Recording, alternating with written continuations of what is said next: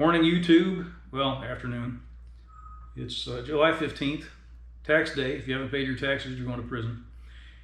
I thought I'd talk a little bit today about firearms and a little bit about the apocalypse, which is something maybe I know more about than firearms. The apocalypse, by the way, what that means, if you look it up, it's a Greek word that means revelation. So, if you're wondering why the book of Revelation was called the Revelation, and you couldn't figure it out because in that book Jesus revealed a bunch of stuff, now you know it's because it was translated from the Greek. It was the Apocalypse of St. John. I don't believe in saints. I just call him St. John kind of reflexively. Anyone who belongs to God is a saint. This idea that you're supposed to pray to special people it's necromancy. It's like sorcery. You shouldn't do it. Well, guns. I think I'll talk a little bit about that. I can talk about whatever I want because no one watches my videos. So that puts me in a great position. I can just say anything that makes me happy.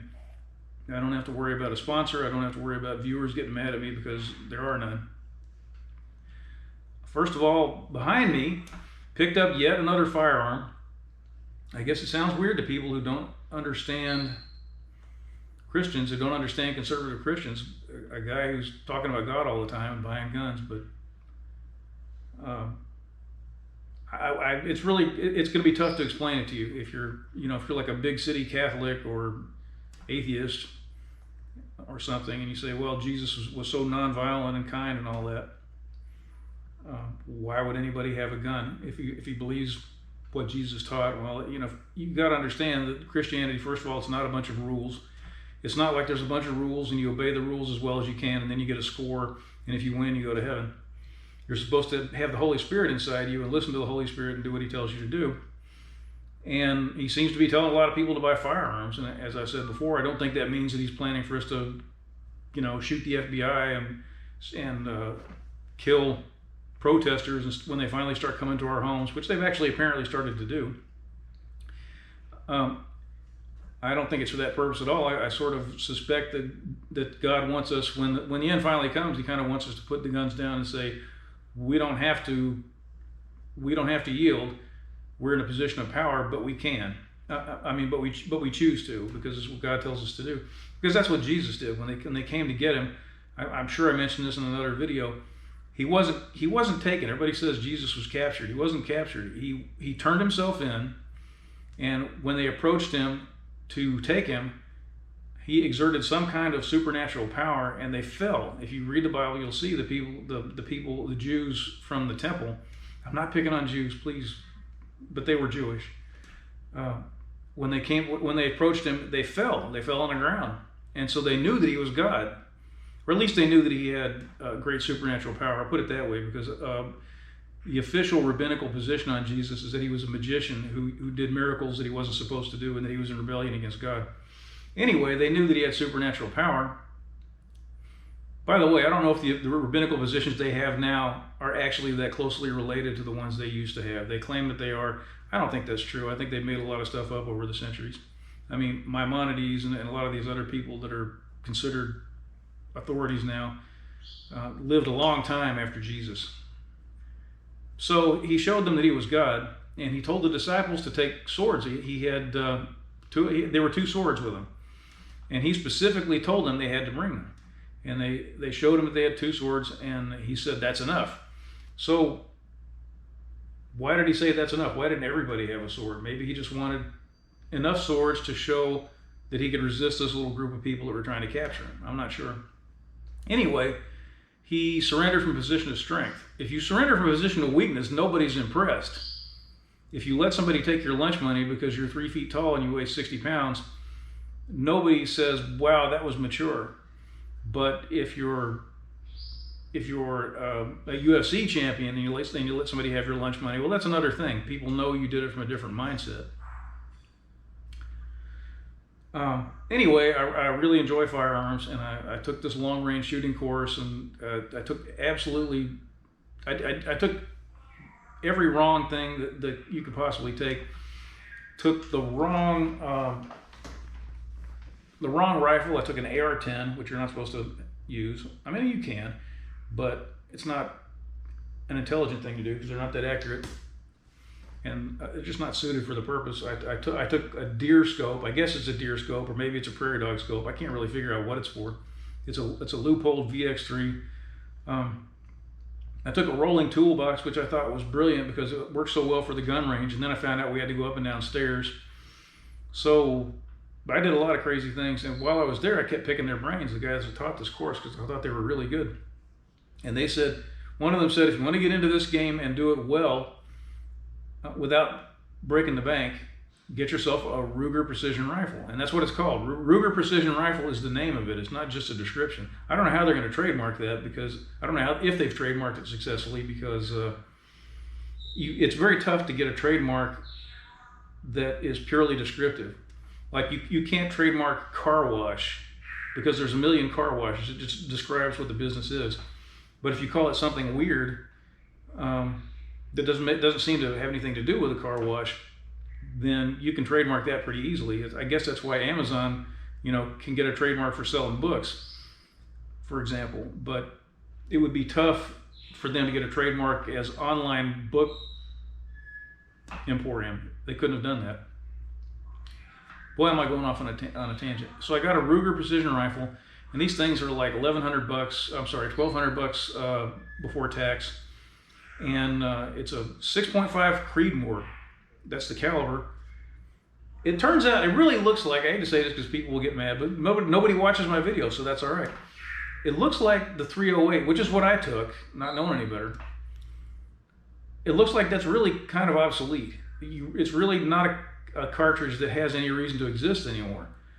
The 6.5 Creedmoor will do, well, the 308 goes subsonic. It goes from supersonic to subsonic somewhere like 800 yards out. And after that, it's not nearly the same. It's not as effective as it would be if it were at supersonic speed. And the 6.5 Creedmoor stays supersonic to something like a little under 1,400 yards, something like that, give or take, I guess. So it has a longer range, and it does a tremendous amount of damage, comparable to the 308 when it hits something. It's lighter, it's easier to shoot, it's got a higher ballistic coefficient, so it shoots more accurately. Fits in well, I don't know. I don't want to get into all the details, because I'll start trying to talk like an expert, and I'm not. But it looks like it's really not possible to come up with anything that the 308 does better. And it seems like people are reluctant to say that on the internet, because I guess they don't want to hurt people's feelings. If you say anything about someone else's gun, they lose their minds. If you say, oh, I don't think a 22 is a great pistol for killing a whale, the storm of wrath that will come down on you from armchairs across America will be beyond belief. It'll be beyond belief. So, but anyway, it really does look like the 308 is just a pointless cartridge. The 6.5 just does everything that the 308 does really well. So I got a 6.5 Creedmoor, and the ammunition seems like it's less expensive, and it wasn't hard to get. I am swimming in ammunition. I got so much ammunition. Everybody says you can't get ammunition. If you can't get ammunition, you need to stop driving around in your car. Throw away your vinyl. Get a smartphone and put gel in your hair and move into the new millennium. You buy things online now. If you buy things online, you can get ammunition. Oh, unless you're in California, because you can't buy ammunition online. Why are you living in that place? You can always go to Nevada and buy it in person and smuggle it back, and then you go to prison, and that'll be fun. If you think the California government is annoying when you're not in prison, imagine when you're in the care of the California government 24 hours a day. That must be nice. So that's my Ruger precision rifle, and I haven't shot it yet. I still haven't shot it. I've had it like a week. And the optics, you always have to say optic. You can't say scope, because if you say scope, then people think you're a noob. So my optic is a Vortex Viper PST Generation 2 something. Actually, that's not a Generation 2. I bought that one by mistake. That's a Generation 1, so the glass is not quite as clear. My instructor said get the Generation 2, and I made a mistake. I got a great deal on it, and then I found out why. It's because I bought last year's model. So I'm going to have to either give this to a buddy of mine and sell it to him, or I'm going to have to ship it back and eat a $100 loss. But it's, you can pretend that's a Generation 2 Viper PST scope. And it's supposed to be really good. It's supposed to do everything a Night Force will do for half the price, except the glass is not quite as nice. So that's good enough because I'm just goofing around. So that's what I got back there, and I got myself a really neat bag to hold this thing. It's tough to put. Look how long this thing is. It's like 4 feet long. And you can get a bag from Bass Pro called a Range Max long range rifle bag, something like that. Look it up, $55. Wonderful. I feel like getting one for my AR-10 because the AR-10 bags are so short. You have to collapse the stock to get it in there. What if you get a suppressor? What if you have a muzzle brake? What if you have a long barrel? I don't know why they make the bag so short. So for $55, you get a Range Max bag, and it'll hold a scoped rifle. You don't have to take the scope off, the optic. So that's what I got, and I put a Harris bipod on it for $100 because I'm too cheap to buy an Atlas. What else have I done to it? I guess that's it. I haven't modified it or anything yet. And I haven't shot it because it took me a while to get the gun. It took me a while to get the optic. And I tried shooting my AR-15 out in my pasture with all this new knowledge that I had from taking the shooting class. And I thought, boy, this is going to be great, because when I shot it at 50 yards, I was shooting like 3/4 of an inch, and I said, well, that's 1.5 minutes of angle. So if I'm doing that at 50 yards, and I didn't know what I was doing, and I was shooting using a plastic table that I put a railroad spring on to weigh down the table to make it stiffer. I was shooting seated, which is not as easy as shooting prone. Nothing was really right, and I still shot pretty well, pretty close to 1 minute of angle.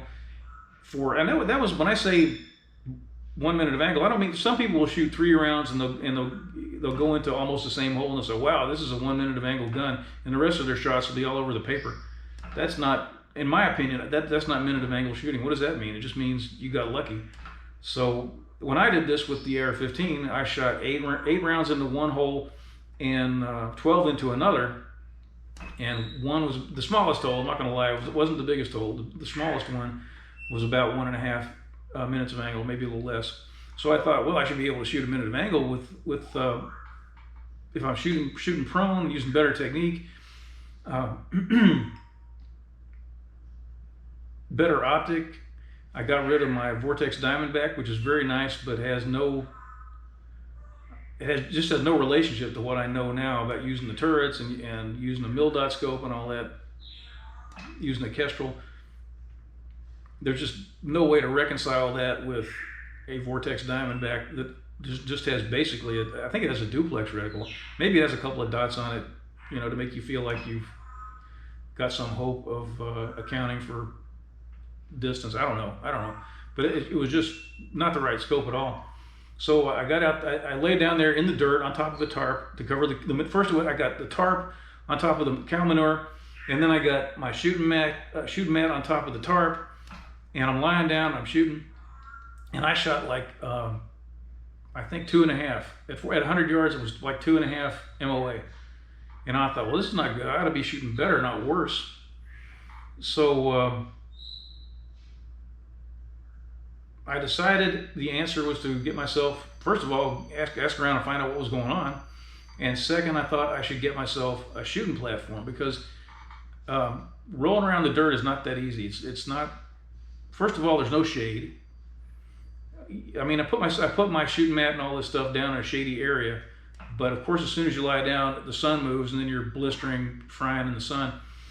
So there's no shade, and when you put your tripod, or your bipod, not tripod, when you put your bipod down on the dirt, it's not the greatest surface, to hold it. It can wobble around and so forth. And there's other irritating things about it, like you look out through your scope and you think everything's fine, and then you'll see a weed doing this in your scope, and it's like 150 feet away, and it's just doing this, interfering with your shot, and you have to go figure out which weed that is and pull it. So I got myself some 4x4s and 2x4s and pressure treated stuff, and some gigantic deck screws, and a big piece of plywood. And I've put together a shooting platform. I'm not quite finished with it. I got pressure treated lumber for everything except the plywood. I can't get marine plywood here. I can't get pressure treated plywood. I guess they've never heard of it. Maybe there is no such, I don't know if there is such a thing as pressure treated plywood, but there is such a thing as marine plywood. I wanted something that would hold up if it got wet. So what I'm doing is I'm taking ordinary plywood, and I sanded it yesterday, and I'm going to put primer on it, and then I'm going to cover it with I think Rust-Oleum farm implement paint, which is really tough. So I've got to do that, and then I've got to somehow manage to put the steel on top of it, the galvanized roof. I'm going to have 2 or 3 panels depending on how many it takes, and they're kind of inclined, so if it rains on me, hopefully it'll run off the back and not onto me. And I'm going to have to put, I don't know how I'm going to get this thing out there because it's going to weigh like 350 pounds. I mean, putting this together by yourself was not easy. I should have put up a picture by now, and you can look at this thing and just see that it's not light. So I'm going to have to find a way to get, my tractor has brush forks on it. I'm going to have to find, they're not long enough to go all the way across this thing because it's a little bit over 4 feet wide. And I'm going to have to find some way to shore it up on the bottom when I lift it up. And I have to lift it up on the front end loader and then take it, you know, a quarter of a mile and put it back down over a lumpy pasture full of manure. It's going to be an interesting experience. So I'm really busy with that right now, and I haven't messed with the rifle too much. I can tell you the rifle seems very nice. I already adjusted the trigger. I turned it down somewhat because I really think a light trigger is important. Some people say it doesn't have to be light, it just has to be crisp. You know what, that's not true, because if your trigger is even a little bit on the heavy side, this is my personal belief, your finger, you know, whenever you try to do something that causes you to strain, you shake. So what they teach you if you go to one of these snipery kind of places like I went to is that they say you have to hold your finger kind of like that, you know, and when you do that, well, that doesn't give your finger a lot of leverage. That's hard to do when you're pulling something back up here. When you're doing this, you know, your whole hand is involved, and it's a cinch. So in my opinion, a 5-pound trigger is a bad thing to have on a precision rifle. So I turned it down already. And as soon as I can get the plywood installed and move this thing out, I'm going to try it out again and see what I can do. And I'm really looking forward to it. There's a long range gun range here that I want to join. So that's what's going on with that. I wish it would quit raining, because every time I want to go out there and work on it or shoot or anything, it seems like it rains. Frustrating. Let's see. What else can I tell you about? Well, I guess it's about it for firearms. I wanted to say a couple of things about the apocalypse, which I started in on earlier, and I really think we're looking at the apocalypse. I don't think it's a joke. There's a lot of reasons for that. I mean, I've said before, we finally reached a point where free will can be taken away from people by technology, and without free will, there's no purpose for the world to exist. You can't have righteousness. You can't have sin. You can't have judgment unless people are reasonably free to do what they want to do. And the more technology you have, the less freedom you've got, because you're always under surveillance. And when you're under surveillance, you always do the right thing. I mean, if God walked around beside you all the time, your entire life, wearing a white robe and he had a big stick, you would never sin, because you would know what was going to happen. So surveillance is just like that. You know, they have cameras now on traffic lights, and they say in England you can't go outdoors without going on video now. I guess people must be dressing sharp and combing their hair. But it's really amazing. There's never been a time in history when people have been in danger of losing their free will, even though they might have been under totalitarianism, or they might have had other problems that would have made it hard for them to do what they wanted. Most of the time they were not under surveillance. Even in Hitler's Germany, you could do a lot of things. There were people in Auschwitz who had firearms. There were prisoners who had firearms. You can look this up. You can get away with a lot when technology is limited. So free will is disappearing. Privacy is disappearing. It seems likely that property will disappear. We're turning into a cashless society. I can't remember the last time I spent a real dollar on something. I just gave up. Some people say, oh, if you do that, then they know everything you're doing. I'm like, well, you know, I'm a Christian and I don't care. I just don't care. I don't care if they know I went to Walmart and bought 6 apples. By the way, they do that now. If you go to Walmart, they send you an email when you come home. Even if you don't say you're going to Walmart, they send you an email based on your credit card, I guess, or by facial recognition, or I don't know what.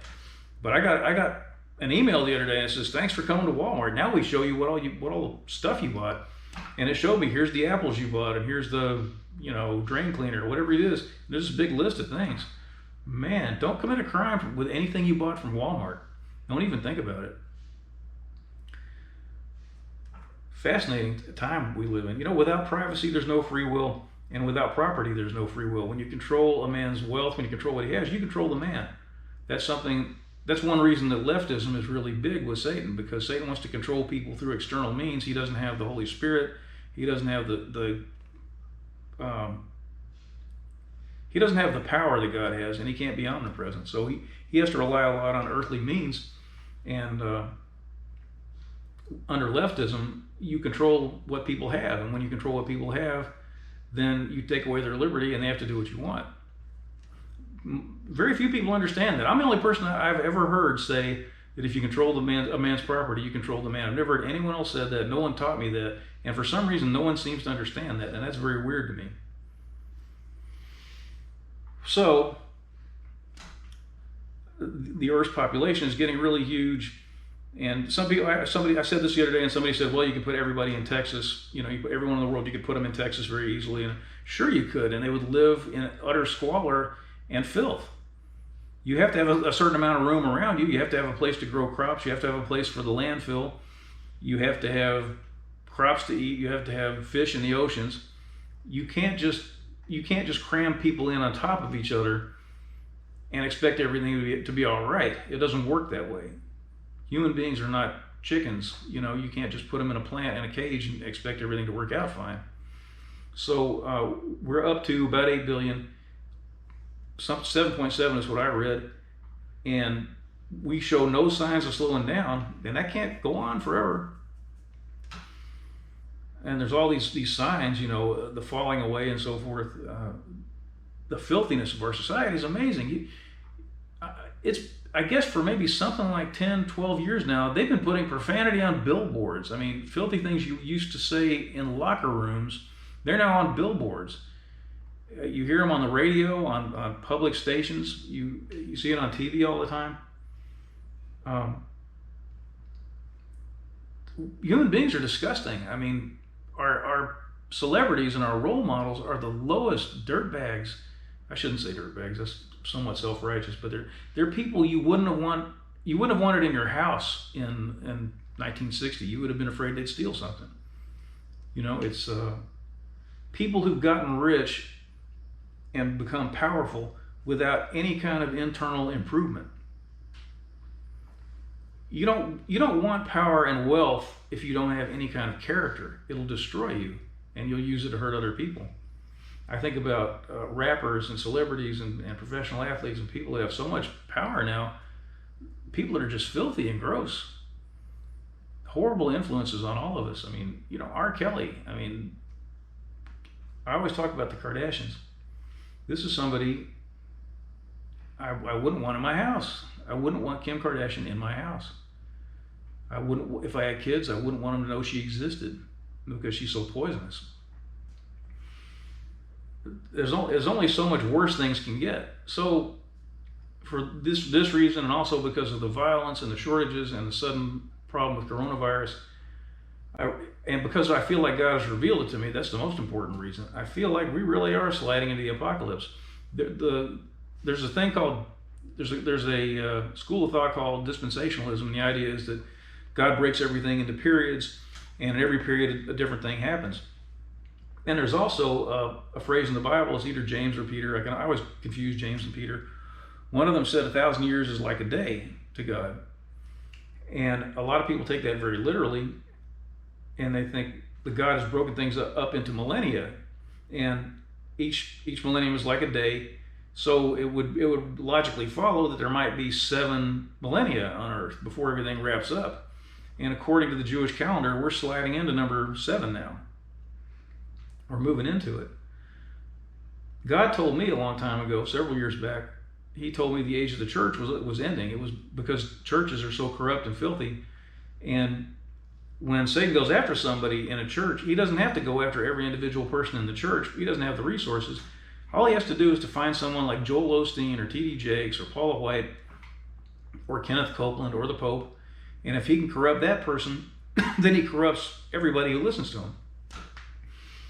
And preachers have been very arrogant, and they've been sinful and gross, unrepentant. There are a lot of atheists out there, I believe, pretending to work miracles. just because it's a good way to make money. There was a famous preacher named Marjoe Gortner, who he was a child preacher, and he had people speaking in tongues around him and the whole works, and people thought it was real. And he later came out and said he just wanted to be an actor, and all that stuff was fake, and he actually did a documentary. He allowed people to film him while he was making the transition from being a con artist to being an actor. Not that there's that much difference, except I guess actors admit they're acting. So the church age is ending. Everybody says, I want to go to a good church, and we have to support the church, and we have to give our tithes. And tithing is a law that applied to Jews. It never applied to the Gentiles. But anyway, they think the secret is to build up a big church organization. You have to find the right church and go there and be a slave to the pastor. And that's all over with now. That's done. And coronavirus has kind of helped to bring down the church, because it's not that easy to go to church now. So there's been this age of the Gentiles, or age of the church, that's lasted like 2,000 years, and that just happens to be 2 periods, 2 millennia. And I sometimes I ask myself, would God be that obvious? I mean, it's so obvious that the seventh millennium would be like the Sabbath, and would he be that obvious and just let us see that? And it sort of looks like he's doing that. It sort of looks like it. We're coming to the end of 6,000 years, roughly, and everything's falling apart.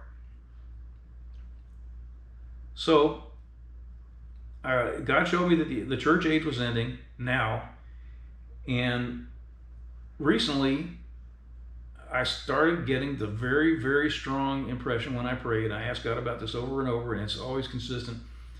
The impression I get is that God is telling me I'm not going to be here next year.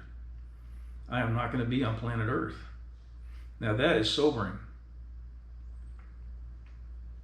And before you dismiss me, now sometimes I'm wrong, but I'm usually right. I'll tell you the story of my dad. My dad had dementia, and I thought my dad had another year and a half, 2 years left to go. And I put him in assisted living because there's just no way I could take care of him anymore. And I felt like God was telling me he's not going to be around after April 1st, 2019. He's not going to be here. And I thought, well, he looks like he could hold out for another year and a half or something. And I wondered about it, and I kept hearing it. He's not going to be here. He's not going to be here. He's not going to be here. And late in March, he stopped. His appetite disappeared, and he took to his bed, and he died on March 25th. So, but there have been other things too. There have been things God has told me about the future that may not seem very important, but anytime God tells you something about the important, it's neat. I'll tell you one's going to sound silly. I bought a pickup truck. I lived in Coral Gables, Florida, and they had a law against pickup trucks. You couldn't park a pickup truck in your yard.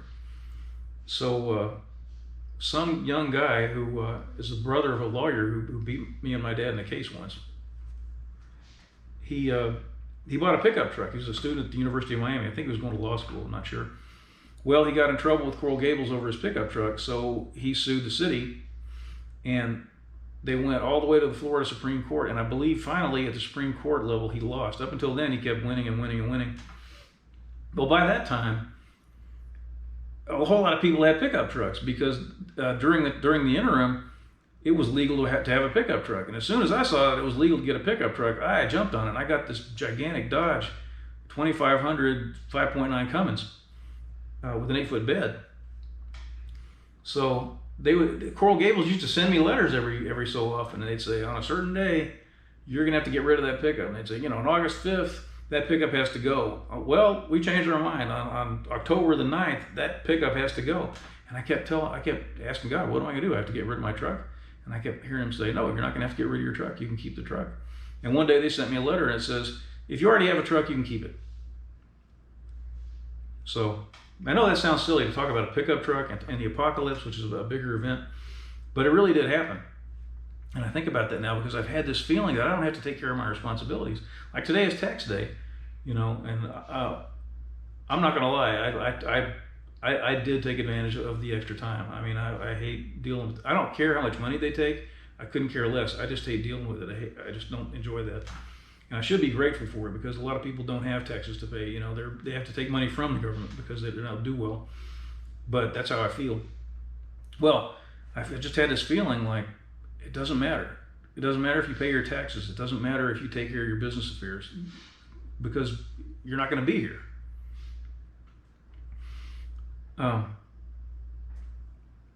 It's disturbing for a lot of reasons. For one thing, most people are going to go to hell. I mean, first of all, not every Christian goes into the rapture. You can't just say, I raised my hand in church one day in 1952, and I said, Jesus, please take me. And then I went back home and fornicated and didn't worry about it. That's not going to get you into heaven. It's not going to get you into the rapture or heaven. The rapture, I believe, is a higher bar to clear. You have to be a person who serves God. You can look at the parables that Jesus told. He told about the 10 virgins. I think it was 5 and 5, wasn't it? 5 virgins that were foolish and 5 that were wise. I'm sure it wasn't 10 and 10, right? Well, anyway, whatever it was. That's the story of the rapture. There were these, when they say virgins, they don't just mean virgins, they mean brides. And they were preparing to marry the same man. I'm not going to say poor guy because I'm talking about God. That would be a bad joke to make. But and 5 of them, let's just say there were 10, because I'm pretty sure it was 10. 5 of them had oil in their lamps, and oil represents the Holy Spirit. And 5 of them did not. And the 5 who did not wanted the other ones to give them the oil to share it with them. And they said, well, if we do that, then we're going to be out of luck. So they had to go out and buy oil. And while they did that, they missed the wedding. And the wedding is what happens during the rapture. Jesus is going to have a marriage ceremony where he marries the church. And that's going to take place in heaven, and we're not going to be here. So, where was I going with this? Well, anyway, it's a picture of what's going to happen.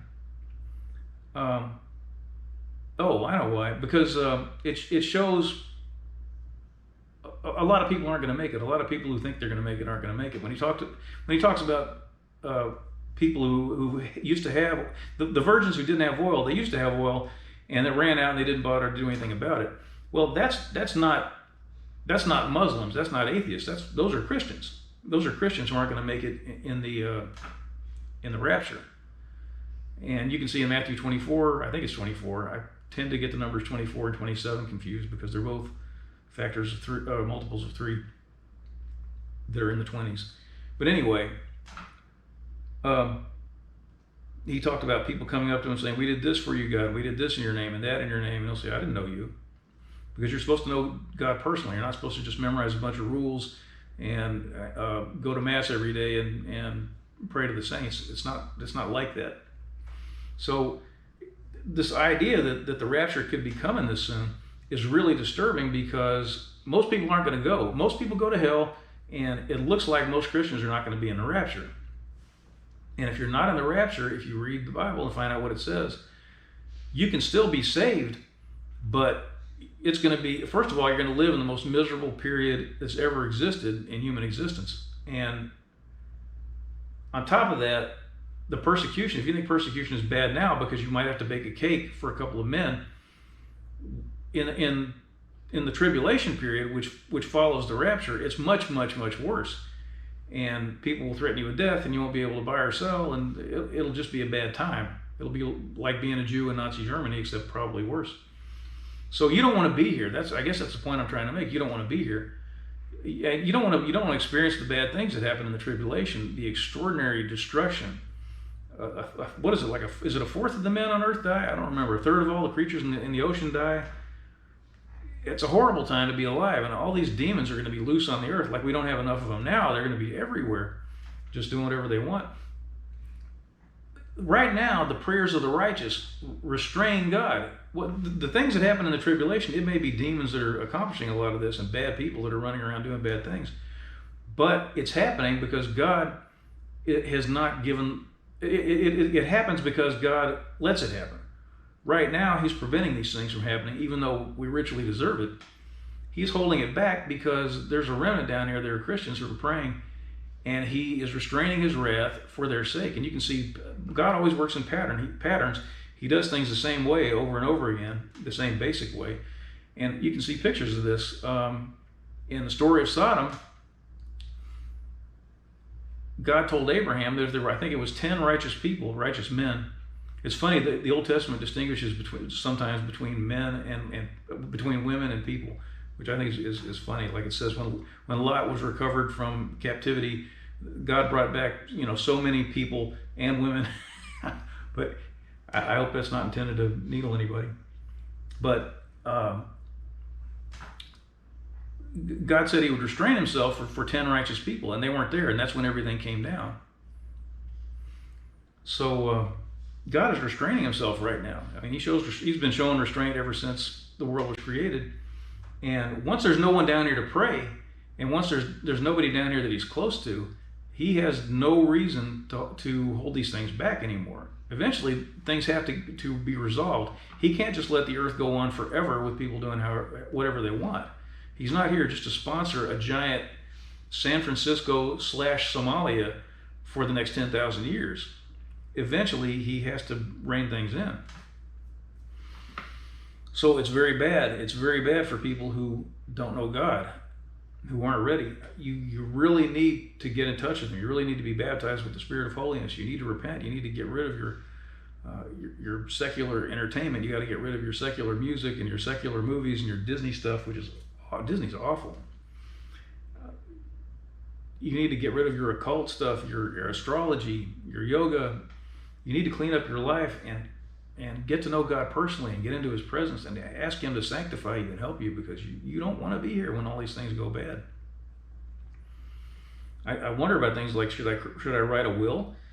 I mean, should I write a will? I mean, that I had this young man named Travis that I talked about in an earlier video, and he was my house sitter when I left Miami until I sold the house, and he was my friend. He was the guy I talked to about the Bible all the time, and I tried to help him get out of this ghetto mindset that he was brought up with, and he was doing so well.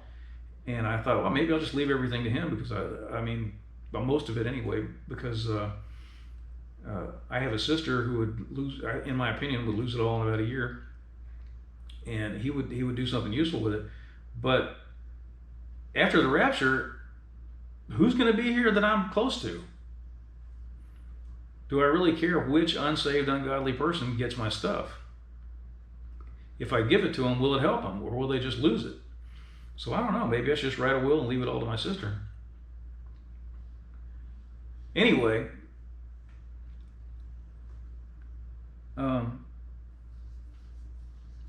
it's not going to be a great time to be on the earth. And I think about it. I think I wish I had done better. I wish I had reached some more people. I tried. I belonged to 2 churches, and they drove me out, and people wouldn't listen to me, and they thought I was an idiot. I talked to these I was around people who were mostly younger than I was, and they were uneducated, and they didn't have any prayer life. And they thought they knew more than I did. They would stand up in my face and tell me I was wrong. And these were people who knew absolutely nothing. I mean, they knew nothing in secular terms, and they knew nothing about God. These were people. I was sitting there with 2 college degrees and this strong prayer life that had gone on for many years, and I had made a lot of mistakes, and I had learned from them. And there were things I could have told these people, and they would just stand up to me like we were equals. A 16-year-old kid, a 25-year-old who knew absolutely nothing would withstand me to my face and ignore what I said, and the pastors were against me because I was against the prosperity gospel, which is a lie straight from hell. If you want your finances to improve, stop tithing. Don't give anything to your church. Cut them off for a year, and ask God who you can give things to one-on-one. Give things to the poor. Ask him for people to bless. You'll do better. I mean, if you're going to a prosperity church. If you're not going to a prosperity church, you're probably not in trouble. But if you're following people like Kenneth Copeland and Paula White and T.D. Jakes and Joel Osteen, your finances will improve when you stop giving money to your church. Trust me. It seems to happen to everybody, because God hates the prosperity gospel. Anyway, they would set me up in some kind of tiny position of responsibility where I would be working with people, again, with no education. Young people didn't know anything, and nobody would cooperate, and everybody treated me disrespectfully, and the pastors wouldn't back me up. They'd back up these people who, they would say, on the one hand, they would say, I'll tell you, the pastor of Trinity Church in Miami, Rich Wilkerson, he told me he was really hoping that he was happy to see people like me show up, because he wanted to see more affluent white people in the church. And I guess he wanted, first of all, our tithes, but he also wanted, people that kind of had it together a little bit, and could maybe be a good influence on other people. And here I was doing all these things. And boy, they just cut me off time and time again, and they thought I was public enemy number one because I didn't like the prosperity gospel. So I really have tried. I've blogged and I've done YouTube videos and so forth. I don't know why things haven't gone better. I mean, Jesus was rejected, so if you're rejected, that's generally a good sign. I just feel like I should have reached more people than I have. But yeah, I guess that could be my failings. I mean, I certainly packed myself with corruption for as long as I could until I was middle-aged. So it shouldn't come as a great shock to me if I'm not the one God chooses to, to reach the millions. I can certainly understand that, but I wish that I could do better. In case you're wondering how the timeline goes with the apocalypse, there's some basic things to it. It's a long list of things, but there's some basic things that are supposed to happen. If you look in the book of Revelation, you'll see it. And first, there's a falling away where people turn away from God. First, we saw that in Europe, and then people came here, and this was a Christian country. And now we're done with that. Now we're not a Christian country. Now we're a yoga country, a New Age country, an atheism country. Now we think we're better than God, and we think Jesus is the Easter Bunny. So the falling away is here. Then there's supposed to be persecution, increasing persecution, which makes sense because people who don't belong to Jesus belong to Satan, and Satan doesn't like us. He doesn't like them either, but he needs to get rid of us because we're a problem right now. He can deal with them later. I'll tell you, God showed me something today. The Nazis had people called Sonderkommando and Capos. Sonderkommando were prisoners who worked in the death camps, and they did things like carrying bodies around after they were gassed and putting them in the ovens, and sorting the belongings. People who went into death camps, they often brought food and things with them because they had managed to get a hold of things to protect themselves.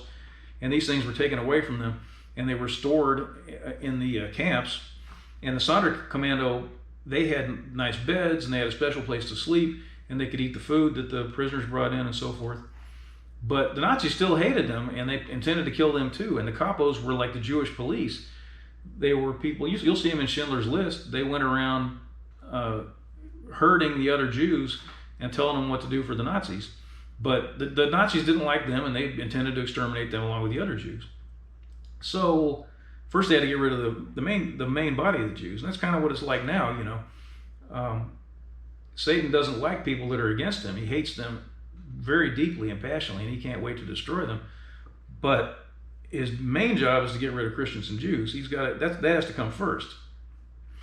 So first you have the falling away, then you have the persecution, then you have the rapture. God looks down and he says, these people are so hard-headed, and I'm getting so few genuine conversions now. So few people are turning to me, and my children are suffering so much. I'm done. This is enough. I'm shaking the dust off my shoes, and I'm pulling them out. Just as he pulled Lot out of Sodom, as he put Noah on the ark, as he pulled the Jews out of Egypt. That's going to be it. We're going to go. And after that, there will be the tribulation and the rule of the Antichrist. And the tribulation will be this miserable time when there's horrible disasters. And what the Bible says, I believe, is that if God didn't put an end to it, everything would be destroyed. And once the rapture ripens and it gets to the point where there's no point in continuing it, Jesus will return, the Antichrist will be put in hell, Satan will be bound, and there will be a 1,000-year period called the Messianic Age, and people who belong to Jesus will return to earth with him. In the rapture, we'll be in heaven. After the rapture, we'll be in heaven, and we'll be at the marriage of the Lamb, it's called. And then we'll return after that. I hope I hope I'm one of them, to rule on earth. This is very clearly stated in the Bible. Probably a much less populous earth. And then during that time, there won't be any demons on the earth. There won't be any real temptation apart from what comes from inside us. Apparently, there will still be sin. The Bible seems to say that, but the people who sin won't have nearly as strong an excuse as we have.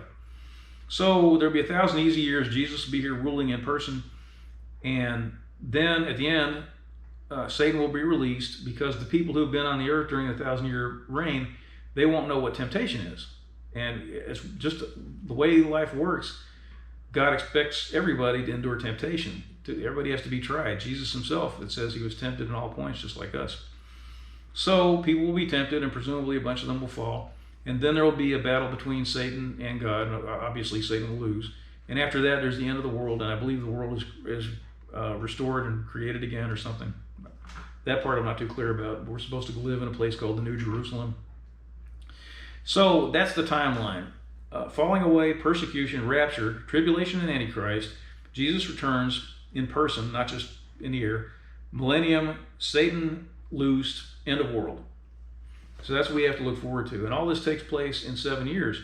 So if I'm really hearing from God when he says I'm not going to be here soon, then we're talking about by 2028, everything will have been wrapped up and the new creation, whatever it is, will be at hand. Oh, I'm sorry. I forgot the 1,000 years. Please, where's my mind? I'm sorry. The millennium will be started by sometime around 2028. And then 1,000 years after that, everything will totally wrap up. I don't know why I get confused sometimes. So,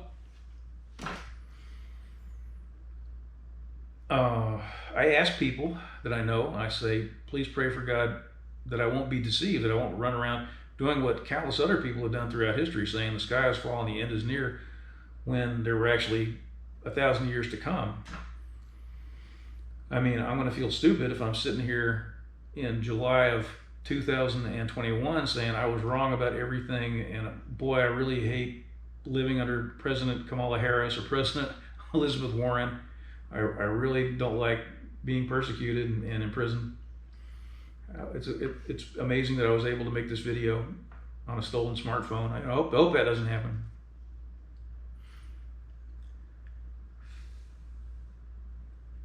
Get to know God. You know, you shouldn't have to know that the rapture is 4 months away or 6 months away. You shouldn't have to know that before you get close to God. You're supposed to get close to God anyway. Even if the rapture is 1,000 years from now, you could die a fraction of a second from now. You could have an aneurysm pop in your head, and once that happens, the game is over for you. You can't go back and place your bet after the horse has already run. That's the way this works. So, regardless of whether I'm right and whether God really is about to take me out of this place, you need to get to know God. You need to get close to him. You might find the Last Reformation, look them up, and they'll baptize you and help you to get to know God. There's good people on YouTube that are useful. Open your Bible, learn how to speak in tongues, do it as much as you can every day. Get revelation flowing through you, and repent. Don't sit around and say, God, do stuff for me, make me rich, do this, do that. Say, change me, take away my iniquities, rid me of demons, because if you don't know God, you've got demons, trust me. And if you do know God, you still probably got some. Get cleaned up.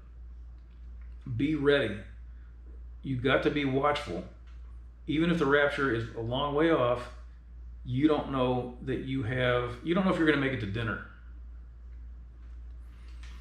And life with God is extremely good. It's extremely good. He brings you peace. He brings you help. He brings you victory over obnoxious people. He takes you from a position of inferiority and he puts you in a position of superiority.